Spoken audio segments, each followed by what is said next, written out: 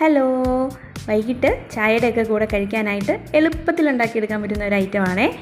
അപ്പോൾ ഇത് ഉണ്ടാക്കാനായിട്ട് മുൻപരിചയം ഒന്നും ആവശ്യമില്ല.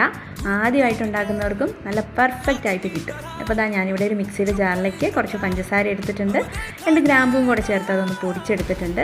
അതിലേക്ക് ഒരു മുട്ട, വനില എസൻസും കൂടി ചേർത്ത് ഒന്നും കൂടി ഒന്ന് അടിച്ചെടുക്കുക. ഇനി നമ്മുടെ താരം ഇവിടുത്തെ എന്താണ്, പഴമാണ്.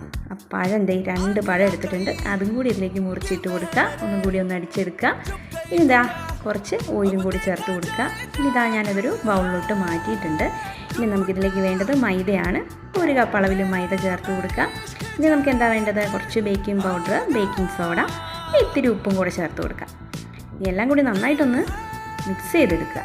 ഒരുപാട് അങ്ങിട്ട് ഇളക്കണ്ട, ചെറുതായിട്ടൊന്ന് എല്ലാം കൂടി ഒന്ന് ഇളക്കി യോജിപ്പിക്കുക.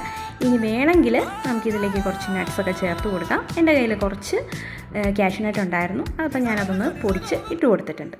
ഇത് നിർബന്ധമുള്ള കാര്യമൊന്നുമല്ല, നിങ്ങളുടെ കയ്യിലുണ്ടെങ്കിൽ മാത്രം ചേർത്ത് കൊടുക്കുക. ഇനി ഈ ഒരു സ്റ്റീൽ പ്ലേറ്റിലിട്ട് ഞാനിത് മാറ്റിയിട്ടുണ്ട്. ഇനി നമ്മുടെ ഓവൻ സെറ്റപ്പ് ഇവിടെ റെഡി ആയിട്ടുണ്ട്. അതിലേക്ക് ഇറക്കി വെച്ച് കൊടുക്കുക. ഏകദേശം ഒരു 30-35 മിനിറ്റ് എടുക്കും ഇത് റെഡി ആയി കിട്ടാൻ. അപ്പോൾ നമ്മുടെ കേക്ക് ഇവിടെ റെഡി ആയിട്ടുണ്ട്. ഞാൻ ഈ ഒരു പാത്രത്തിലേക്ക് മാറ്റിയിട്ടുണ്ട്. കണ്ടോ, നല്ല പെർഫെക്റ്റ് ആയിട്ട് വന്നിട്ടുണ്ട്. നല്ല പഞ്ഞി കേക്കാണ് കേട്ടോ. എല്ലാവരും ഒന്ന് ട്രൈ ചെയ്ത് നോക്കണേ.